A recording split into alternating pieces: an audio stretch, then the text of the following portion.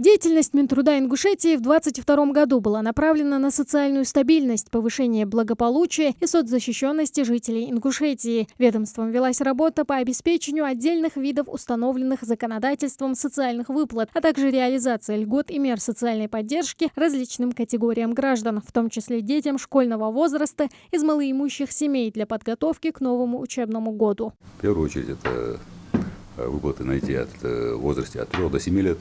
Таких у нас более 49 тысяч по республике. В первую очередь это семьи, которые находятся, чей доход ниже прожиточного минимума. Это хорошее подспорье, сумма 13 409 рублей. Максимальная это 100% прожиточного минимума, установлено на ребенка в субъекте проживания. У нас это 13 409 рублей. Сейчас на будущий год будет больше. Также в 2022 в Ингушетии реализовывался федеральный проект «Финансовая поддержка семей при рождении детей». В ее рамках с января 2020 до достижения ими 3 лет осуществляется ежемесячная выплата на ребенка в размере МРОТ, установленного в субъекте. Для семей, чьи доходы не превышают 2 размера прожиточного минимума на каждого члена семьи. Это на первенца в семье. Тоже сумма составляет 13 409 рублей. Таких детей у нас, то есть первых детей, да, 6628 человек.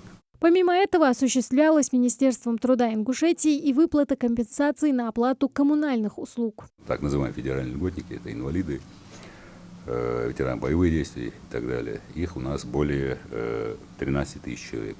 Республиканских льготников – это реабилитированные лица, ветераны труда, труженики тыла, более 26 тысяч человек.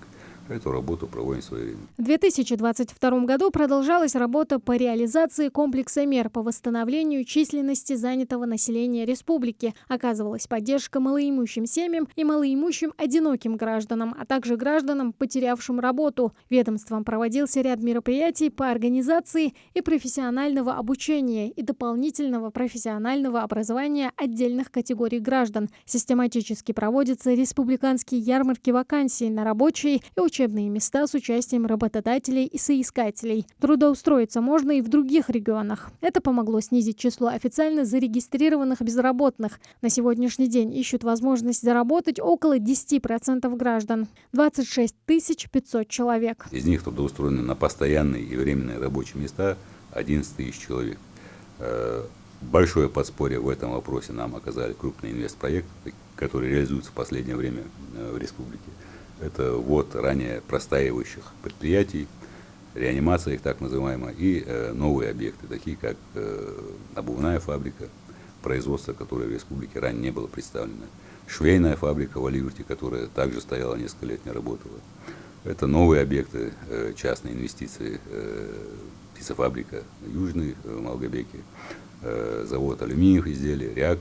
Также в соответствии с указом главы Минтруда реализовывала меры поддержки для 60 семей мобилизованных. Им оказана как социальная, правовая, так и материальная помощь. Являемся уполномоченным органом по предоставлению мер поддержки по оплате коммунальных услуг. В настоящее время эта работа начата, она реализуется. Также мы оказали по поручению главы материальную помощь семьям погибших и пропавших без вести граждан. Это 34 семьи на тот момент было количество. И, в общем, по мере сил в дальнейшем будем изыскивать возможность не оставлять без внимания. Повысить свой уровень жизни граждане могли с помощью социального контракта. В 2022 году из федерального бюджета республики на эти цели было выдано около 250 миллионов рублей. Помощь оказывалась по 4 направлениям. Тяжелая жизненная ситуация, когда доход составляет ниже прожиточного минимума. Открытие личного дела, подсобного хозяйства, на что выделяется по 100 тысяч рублей. Количество контрактов, которые мы заключили, это свыше 3700 контрактов. Контракты по 4 направлениям. Личное подсобное хозяйство, индивидуальное предпринимательство, на поиск работы и материальная помощь. Примерно в одинаковых пропорциях. В будущем году сумма средств будет увеличена до 280 миллионов рублей. Ну, соответственно, мы вносим изменения в постановление правительства и максимальную сумму контракта со 100 тысяч, которая сегодня установлена, доведем до 150. Это уже позволит, не такие, конечно, крупные проекты, как хотелось бы реализовать, но оказать поддержку материальную гражданам, которые хотят открыть личное дело или личное подсобное хозяйство хотят развить. Всего в регионе функционирует 7 соцучреждений, подведомственных Министерству труда, занятости и социального развития республики. В 2022 году ведомство продолжало укреплять материально-техническую базу этих учреждений. По поручению главы для Дома ветеранов приобретена 17-местная «Газель» для перевозки работников к месту работы и домой. Наш реабилитационный центр в сельском поселении Троицкой, там, где находятся дети, в количестве 50 человек, иногда и более, для перевозки в школу нам временно предоставляют тоже современный автобус. Это определенная поддержка от руководства республики. Излюбленное место отдыха детей лагерь Эрзи стало не узнать. По линии Минтруда в лагере провели реконструкцию. Основное здание было построено еще в 1999-м, но ремонтировали его последний раз 15 лет назад. В обновлении нуждалась крыша, водопровод и не только. Я не говорю о строительстве нового спального корпуса, который был построен в 2016 году и уже частично требует проведения ремонта, поскольку это горные условия.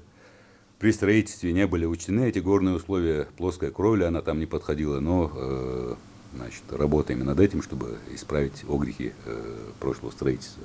Были выделены 20 миллионов рублей, в результате которых мы бы использовали на ремонт капитальный актового зала, на проведение отопления, на реконструкцию водоснабжения, с нуля практически проложили воду и другие работы. Все школьные и стационарные лагеря успели подготовиться к летней оздоровительной кампании в 2022 году в срок. Всего летним отдыхом и оздоровлением. В Ингушетии было охвачено 5007 детей и подростков. Компания Минтруд является уполномоченным органом по организации проведения в республике летнего оздоровительного отдыха.